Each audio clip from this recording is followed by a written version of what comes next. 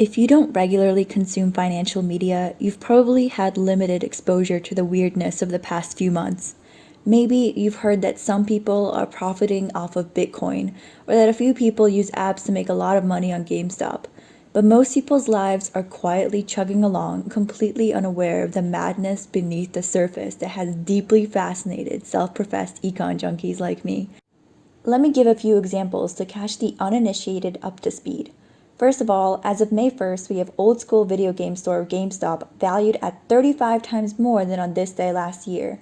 Also, in large parts to tweets by Elon Musk, professional troll with a side hustle of running Tesla and SpaceX, joke cryptocurrency has a total value of $46 billion. Then it came to light that a public company that owns a single deli in New Jersey is strangely valued at over $100 million. When a Wall Street firm complained in an investor letter about how crazy the market was, pointing to said firm as an example, trading volume of a stock that was meant to be the poster child of market excess exploded. These examples are likely raising more questions than answers if you're unfamiliar with their stories, so I've linked some short summaries in the description below for the curious. But they were meant to quickly illustrate that elements of our financial markets are currently going haywire. At the center of the congressional hearing is the company Robinhood, and this excerpt from a Wall Street Journal informational video explaining what it does sounds way better than any blurb I could come up with. Millions of new investors, many of whom are bored, isolated, and out of work because of the pandemic, are buying like never before. 2020 has been a banner year for all brokerage firms, but the broker of the moment is Robinhood. Named after the fictional character who robbed the rich to feed the poor, Robinhood's founders say they created the platform to democratize America's financial system by making it cheaper and easier for a new generation of investors to begin building their wealth in the stock market. I bet he's investing right now. He's taking charge. He's grabbing the bull by the horns. Since it was founded in 2013, the Silicon Valley-based firm has tried to disrupt the industry, but the perk that the company is most known for is free trades. You ever think about trading stocks? There's always been a cost, usually up to $10 for every single trade, until now. Today, free trades are the industry standard, but that wasn't the case until last year, when Robinhood's success spurred established industry brokers, including Charles Schwab, E-Trade, and TD Ameritrade, to eliminate their commissions. Robinhood currently has over 13 million users, is valued at over $40 billion, has been named one of 2021 Time 100's most influential companies, and has recently confirmed in a blog post that it has filed paperwork with the SEC to go public, though the details of this are confidential. Now, even knowing everything that's going to happen next in our story, I find it incredibly difficult to hate the founders, Vlad Tenev and Baiju Bhatt. They met in 2005 as roommates in a Stanford physics research program over the summer. After graduating from Stanford, the two had their own separate hedge funds that sold software to high-frequency traders. Until one day, as the story goes, they saw a bunch of hippies building tents outside of banks during Occupy Wall Street and decided to help the poor eat the rich, or something like that. It's your typical homegrown Silicon Valley entrepreneurship story we all love to hear, especially people like me, who are also studying engineering at elite universities and hope to one day, too, find a conscience after making bank for a few years post-graduation. Despite the last statement made in jest, the founders are actually inspiring to me. In casual environments and fireside chats, I find the shaggy-haired, often turtlenecked Vlad Tenev to be genuinely well-intentioned and personable, traits not necessarily evident when he's testifying in front of Congress. Born in Bulgaria, he sometimes points to his upbringing in interviews as the foundation of his approach to finance. After the fall of the Berlin Wall and communism, there was a period of economic stability leading up to hyperinflation in the mid-90s. So I saw my relatives' pensions get decimated, and I think I really came to value how powerful the American financial system is and has been as a wealth creation tool. And that really motivated our mission, which is to give everyone access to the financial system. Their business model is so powerful that not only are zero trade commissions now an industry standard, but everyone wants a piece. Even Walmart announced on January 11th that it's creating a fintech startup with one of the venture capital firms behind Robinhood to, quote, develop unique and affordable financial products for Walmart employees and customers, end quote. Let me briefly touch on the GameStop bubble that led to the company's stock to jump from $40 to almost $400 in a matter of days, minting day trader millionaires and destroying billions of dollars of short sales placed by institutional investors. As members of the Reddit community, r/Wall Street Bets banded together to buy the stock, often through commission-free trading apps such as Robinhood. It was a glorious uprising made by everyday Americans to stick it to the establishment, with my favorite part being the sea shanty that I still occasionally hum on my walks. One day when the trading is done, we'll take our gains and go. Before the news had hit the market, Wall Street Bets came up and bought it. With diamond hands, they knew they'd profit if they could only hold. That is, of course, until Robinhood suddenly prevented all app users from buying 13 particularly volatile securities, including GME, on January 28th. When the stock plunged to half of its high in the aftermath, many blamed the company for cozying up to hedge fund interests who were betting on the stock to fall. But after the dust settled, it appeared that this gut reaction was wrong. Describing what happens next requires knowledge of Robinhood's business models. As the firm mentioned in their slick ads, trading stocks wasn't free before Robinhood. In past millennia, also known as the 80s, you first called your stockbroker on the telephone to tell them what you wanted to buy, and then the stockbrokers would call someone on the trading floor who would just scream out prices into the void at the New York Stock Exchange as follows. Keep the change.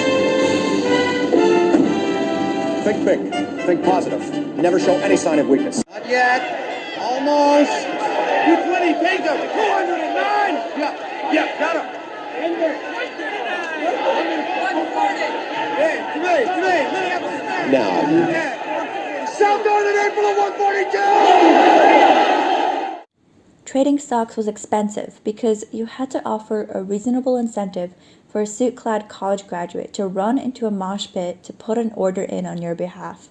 Much has changed from that depiction, taking from the 1983 film Trading Places, because first the buying process became automated through exchanges you might have heard of like NASDAQ, which allowed the broker to buy and sell stocks electronically, and then online brokerages like Charles Schwab and E-Trade cut out the broker you called.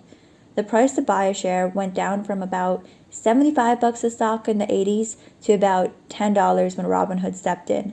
As Vlad Tenev describes, if you've seen Trading Places or any of those movies, you have this view of trading as people jumping around in this pit, boxing each other out, waving these paper tickets in the air, and the tallest person gets the trade done because everyone can see them and they get an automatic advantage there. That was what I thought trading was like when I grew up watching these movies. And it wasn't until 2009, 2010 that I realized, well, the New York Stock Exchange is basically a museum at this point. All the trading actually happens across the river in New Jersey in these data centers, and everything's been completely automated. The entire process of placing a trade, it's all completely automated. So that $10 cost that most people pay or are used to, kind of a legacy cost. It's like a tax that's unnecessary, and it would be like if you were paying $10 to send an email. The actual infrastructure and processing is remarkably similar. Here, Robinhood stepped in and made trading just as free and simple as sending an email, with one caveat. Robinhood itself doesn't execute any trades. In the email analogy, it's as if Robinhood takes your email without being able to get it to the recipient and then tries really hard to find the best company to do the job. When you buy a stock on Robinhood, they send the order to companies that can make the trades happen. Firms most people don't know, like Citadel Securities, Wolverine, Virtu Financial. The technical term for a company like this is a market maker. Citadel Securities and their ilk match people who want to buy stock with people who want to sell, because Robinhood doesn't have that information. They're basically middlemen. But even though market makers are doing the service of executing trades, they pay Robinhood for the privilege of executing your order, and that's how Robinhood makes all of its money. This seems strange at first glance until you examine how Citadel Securities makes a profit. All of their earnings come from differences less than 1 cent per stock between what a buyer is offering and what a seller is asking. They want to buy that stock, your stock, and then immediately turn around and sell it for a tiny profit. They're willing to pay Robinhood because market makers execute most of their trades for big institutions like hedge funds, pension funds, and often all of the high information traders will take one side based on their market analysis. They'll all be, for instance, buying. But Citadel Securities needs people on both sides of the trade. They need buyers and sellers. They need Robinhood to get random trades from everyday people in order for the big companies to have someone to buy from. This policy is called payment for order flow, and it's how Robinhood makes most of its money. It's clear that our financial system has a lot of middlemen between buyers and sellers. You've got the two brokerages on either side, with Robinhood being one of them, and you've got the market maker like Citadel Securities who acts as the matcher between the brokerages. Since there's a lot of parties involved, there could be a lot of opportunity for someone in that chain to rip off either the buyer or the seller without the end parties even knowing it. That's where the U.S. Securities and Exchange Commission, or the SEC, steps in. The SEC has a federal policy that mandates brokers to seek the best execution of the trade, which means they have to find the market maker that gives them the best terms.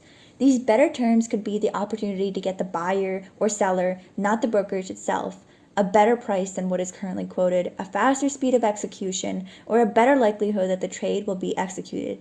As the SEC says, to, quote, comply with this requirement, brokers evaluate the orders they receive from all customers in the aggregate and periodically assess which competing markets, market makers, or electronic communications networks offer the most valuable terms of execution, end quote. While Robinhood is legally obligated to seek the best execution quality, commission-free trading necessitates that the user of the app doesn't actually give any money to Robinhood to make that happen. This makes the market maker the actual client of the company, not the everyday retail investor. Critics would say that no one does trading for free. It's a for-profit business, and it's just a matter of how you're paying for it. In the past, Robinhood customers were indeed paying for it with a worse execution quality.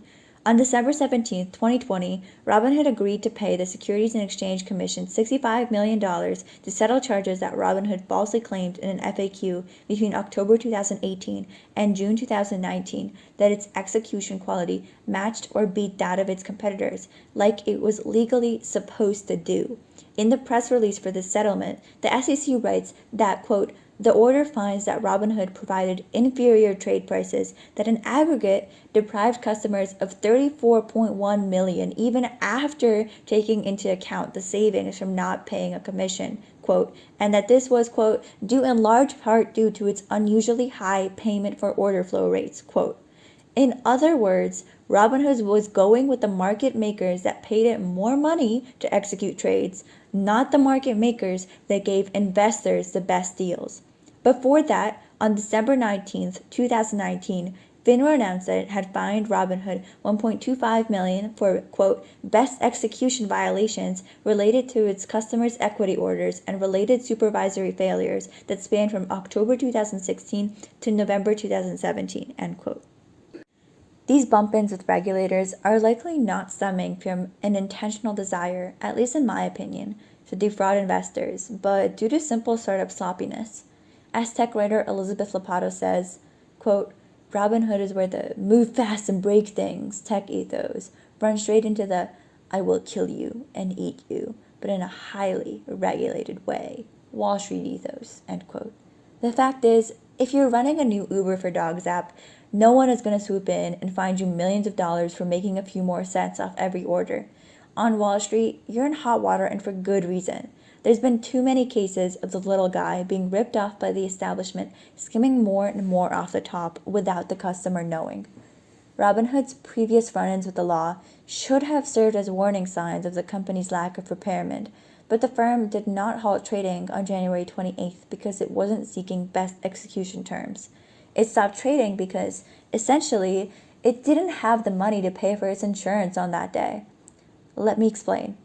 Robinhood takes on risk in the market because even if it finds the best market maker and agrees to sell a stock to, say, Citadel Securities for some amount, and then Citadel agrees to sell that same stock to, say, Goldman Sachs for a slightly larger amount, the trade hasn't actually happened yet.